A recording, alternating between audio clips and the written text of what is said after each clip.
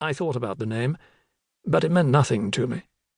Then I caught the desk clerk watching me with a puzzled look and said quickly, Yes, I'll look forward to meeting Mr. Brodsky in good time. If only the manager were here, sir. Please don't worry. Now, if that's all, I'd very much appreciate— Of course, sir. You must be very tired after such a long journey. Here's your key. Gustav, over there, will show you to your room. I looked behind me and saw that an elderly porter was waiting across the lobby. He was standing in front of the open elevator, staring into its interior with a preoccupied air. He gave a start as I came walking up to him.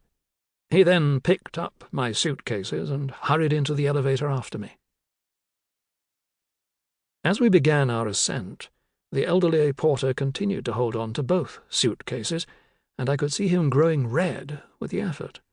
The cases were both very heavy, and a serious concern that he might pass out before me led me to say, You know, you really ought to put those down.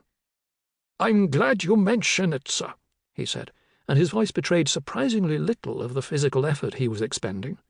When I first started in this profession, very many years ago now, I used to place the bags on the floor. Pick them up only when I absolutely needed to. When in motion, so to speak. In fact, for the first 15 years of working here, I have to say I used that method. It's one that many of the younger porters in this town still employ, but you won't find me doing anything of that sort now. Besides, sir, we're not going up far. We continued our ascent in silence. Then I said, So you've worked in this hotel for some time? 27 years now, sir. I've seen plenty here in that time. But of course, this hotel was standing long before I ever got here. Frederick the Great is believed to have stayed a night here in the 18th century, and by all accounts it was a long-established inn even then. Oh yes, there have been events here of great historic interest over the years. Some time, when you're not so tired, sir, I'd be happy to relate a few of these things to you. But you were telling me, I said, why you consider it a mistake to place luggage on the floor. Ah, yes, the porter said. Now that's an interesting point. You see, sir, as you can imagine, in a town of this sort, there are many hotels. This means that many people in this town have at some point or other tried their hand at portering. Many people here seem to think they can simply put on a uniform, and then that will be it. They will be able to do the job. It's a delusion that's been particularly nurtured in this town. Call it a local myth, if you will. And I'll readily confess there was a time when I unthinkingly subscribed to it myself. Then once, it was many years ago now, my wife and I took a short holiday. We went to Switzerland, to Lucerne. My wife has passed away now, sir, but whenever I think of her I remember our short holiday.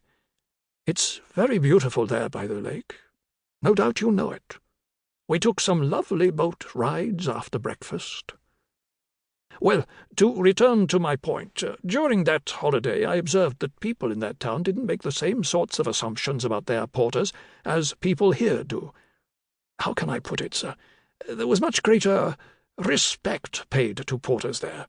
The best ones were figures of some renown and had the leading hotels fighting for their services. I must say it opened my eyes. But in this town, well, there's been this idea for many, many years. In fact, there are days when I wonder if it can ever be eradicated. Now, I'm not saying people here are in any way rude to us. Far from it. I've always been treated with politeness and consideration here. But, you see, sir, there's always this idea that anyone could do this job if they took it into their heads, if the fancy just took them. I suppose it's because everyone in this town at some point has had the experience of carrying luggage from place to place. Because they've done that, they assume being a hotel porter is just an extension of it. I've had people over the years, sir, in this very elevator, who've said to me, I might give up what I'm doing one of these days and take up portering. Oh, yes.